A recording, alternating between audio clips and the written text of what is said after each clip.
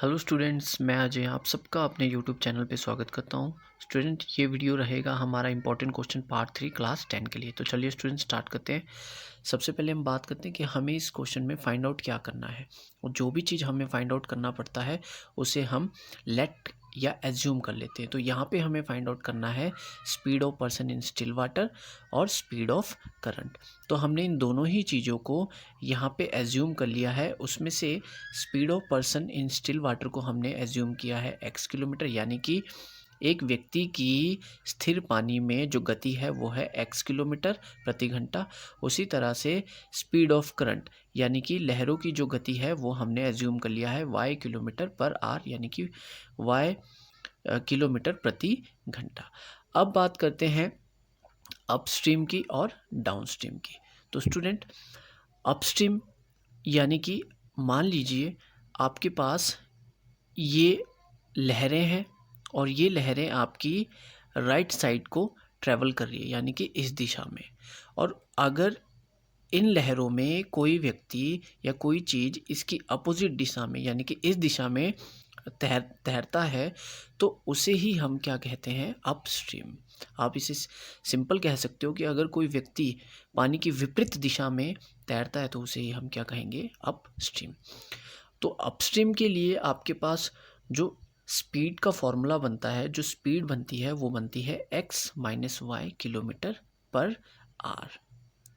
ऐसा इसलिए क्योंकि व्यक्ति यहाँ पे पानी की दिशा से विपरीत तैर रहा है, तो इसलिए हमने यहाँ पे माइनस का प्रयोग किया। उसी तरह से जब हम बात करेंगे डाउनस्ट्रीम की, तो वहाँ पे यदि व्यक्ति लहरों के साथ साथ तैरता है तो उसे हम कहेंगे डाउनस्ट्रीम। और डाउनस्ट्रीम में हमारे पास स्पीड आ जाती है प्लस की फॉर्म में, क्योंकि जब भी पानी, जिस भी दिशा में पानी अगर तैर रहा है और आप उसी दिशा में तैरना शुरू कर दो तो वहाँ पे आपको ज़्यादा गति मिल जाती है। तो ज़्यादा के लिए हमने यहाँ पे यूज़ किया है प्लस। और यहाँ पे आप पानी की विपरीत दिशा में चलते हो तो वहाँ पे आपकी स्पीड भी कम होती है, तो उसी के लिए हमने यहाँ पे यूज़ किया है माइनस को। अब स्टूडेंट, आपके पास क्वेश्चन में दे रखा है a person can row 8 kilometre upstream 24 kilometre downstream in 4 hour, कि एक व्यक्ति 8 किलोमीटर की दूरी तय करता है पानी की विपरीत दिशा में तैरकर, और उसी तरह से वही व्यक्ति 24 किलोमीटर दूरी तय करता है पानी की सेम डायरेक्शन में, यानी कि पानी के अनुकूल डायरेक्शन में तैरकर। और इन दोनों ही डिस्टेंस को कवर करने के लिए उसे लगते हैं 4 घंटे। तो आप यहाँ पे फर्स्ट कंडीशन के लिए लिख सकते हो T1, यानी कि टाइम जो लिया गया है। तो आप जानते हो कि टाइम का फॉर्मूला क्या होता है, डिस्टेंस अपॉन स्पीड। तो डिस्टेंस यहाँ पे पहली कंडीशन में है 8 और स्पीड यहाँ पे अपस्ट्रीम के लिए है x माइनस वाई। उसी तरह से जब आप बात करोगे सेकंड कंडीशन की, तो यहाँ पे आपके पास टाइम हो जाएगा T2 और इसमें आपके पास डिस्टेंस है 24 किलोमीटर, और डाउनस्ट्रीम के लिए आपके पास स्पीड है x प्लस वाई। और इन दोनों के लिए ही आपके पास जो टाइम आ रखा है वो आ रखा है 4 आवर। तो यहाँ आप बोल सकते हो कि आपके पास टोटल टाइम कितना आया, T1 plus T2 is equal to 4 hours, यानी कि 4 घंटे। और T1 की वैल्यू है आपके पास 8 अपॉन एक्स माइनस वाई। उसी तरह से T2 की वैल्यू है 24 अपॉन एक्स प्लस वाई, और इन दोनों का टोटल टाइम है आपके पास 4। अब स्टूडेंट, आप इस 4 से इन दोनों ही वैल्यू को क्या कर सकते हो, डिवाइड कर सकते हो, या फिर इनमें से 4 कॉमन निकाल सकते हो। तो ये आपके पास आ जाएगा डिवाइड करने पे 2 अपॉन एक्स माइनस वाई, या फिर कॉमन निकालने पे, कॉमन हम निकालेंगे यहाँ पे 4 को, और ये यहाँ पे आ जाएगा 24, कॉमन निकालने पे 6, 24 से 4 कॉमन निकालने पे आपके पास आ जाएगा 6। तो ये आ जाएगा x plus y equals to 4, sorry 1, क्योंकि यहाँ से भी आप 4 को कॉमन निकालोगे तो ये आपके पास बन जाएगी इक्वेशन नंबर 1।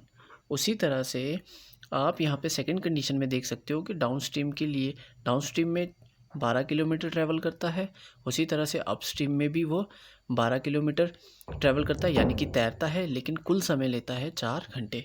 तो यहाँ पे आपके पास इक्वेशन बन जाएगी 12 अपॉन डाउनस्ट्रीम, तो डाउनस्ट्रीम के लिए आपके पास आ जाएगा x प्लस वाई, उसी तरह से 12 अपॉन अपस्ट्रीम, अपस्ट्रीम के लिए आपके पास आ जाएगा x माइनस वाई, और टोटल समय वो लेता है 4। यहाँ से भी आप 4 कॉमन निकाल दीजिए, तो आपके पास आ जाएगा 3x plus y plus 3x minus y equals to 1। तो ये आपके पास हो गई है इक्वेशन नंबर सेकेंड। अब आप जानते हो स्टूडेंट कि जब भी इक्वेशन हमारे पास फ्रैक्शन फॉर्म में आए तो हमें इसे स्टैंडर्ड लीनियर फॉर्म में चेंज करना पड़ता है। तो यहाँ पे आप रिड्यूसिंग मेथड का यूज़ करके इसे स्टैंडर्ड लीनियर फॉर्म में चेंज कर सकते हो। तो उसके लिए आपको 1/x माइनस वाई को एज्यूम करना पड़ेगा a, उसी तरह से 1/x प्लस बी को आप एज्यूम कर सकते हो, y को एज्यूम कर सकते हो b। तो एज्यूम करने पे आपके पास इक्वेशन 1 बन जाएगी 2a plus 6b equals to 1। उसी तरह से इक्वेशन सेकेंड आपके पास बन जाएगी 3a plus 3b equals to 1। यहाँ से अब आप एलिमिनेशन मेथड का यूज़ करके a और b को फाइंड आउट कर सकते हो। तो एलिमिनेशन मेथड में आपको सबसे पहले a के या b के कोफिशिएंट्स को इक्वल करना होता है। तो उसके लिए आप क्या करोगे, यहाँ इस वाली इक्वेशंस को 3 से मल्टीप्लाई कर दोगे और इस इक्वेशन को आप इस 2 से मल्टीप्लाई कर दोगे, क्योंकि मैं यहाँ पे a के कोफिशिएंट्स को इक्वल करना चाहता हूँ, तो इसलिए मैंने a के ही अपोजिट कोफिशिएंट से इक्वेशंस को मल्टीप्लाई किया है। तो यहाँ पे ये मल्टीप्लाई होने पे मेरे पास आ जाएगा 6a प्लस आपके पास 18b इक्वल्स टू 3, और यहाँ से ये आ जाएगा 6a plus 6b equals to 2, और ये फर्दर सॉल्व करने पे आपके पास ये हो जाएगा कैंसिल, और यहाँ पे ये साइन चेंज हो जाएंगे और ये भी साइन, तो ये आपके पास आ जाएगा 12b इक्वल्स टू 1, और यहाँ से b आपके पास आ जाएगा 1/12। अब स्टूडेंट आप इस b की वैल्यू इस इक्वेशन में पुट कीजिए, तो यहाँ से आपके पास आ जाएगा a, तो ये आपके पास आ जाएगा 2a प्लस 6 1/12 b की वैल्यू पुट करने पे इंटू 1, तो यहाँ से आपके पास 6 और ये आ जाएगा 2, तो ये आ जाएगा 2a plus 1/2 equals to 1।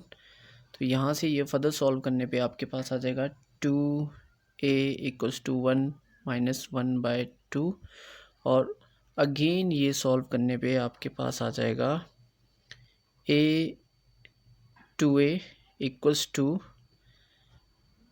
2 minus 1/2, और यहाँ से a इक्वल्स टू 1/2, और यहाँ पे जो 2 था ये यहाँ पे चला जाएगा डिनोमिनेटर में, तो ये बन जाएगा 1/4। तो यहाँ से आपके पास a की वैल्यू आ गई है 1/4।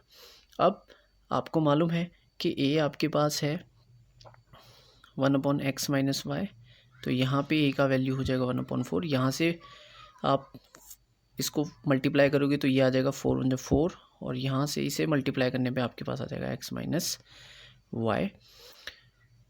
तो यहाँ से आप किसी भी एक वेरिएबल को निकाल सकते हो, तो ये आपके पास आ जाएगा x equals to 4 plus y. उसी तरह से अब आप b की वैल्यू इस इक्वेशन में पुट कीजिए, या फिर ये आप कह सकते हैं कि आपके पास b दिया था x प्लस वाई, और b ऑलरेडी आपके पास आया है 1/12, तो यहाँ से ये आ जाएगा 12 is equal to x plus y. तो अब आप इस x की वैल्यू यहाँ पुट कर सकते हो, तो ये आपके पास आ जाएगा 12 is equal to 4 plus y plus y. तो यहाँ से 12 आपके पास आ जाएगा 12 is equal to 4 plus 2y, और ये आ जाएगा 4, 12 में से माइनस करने पे 8, और ये आ जाएगा 2y, और y आपके पास आ जाएगा 4।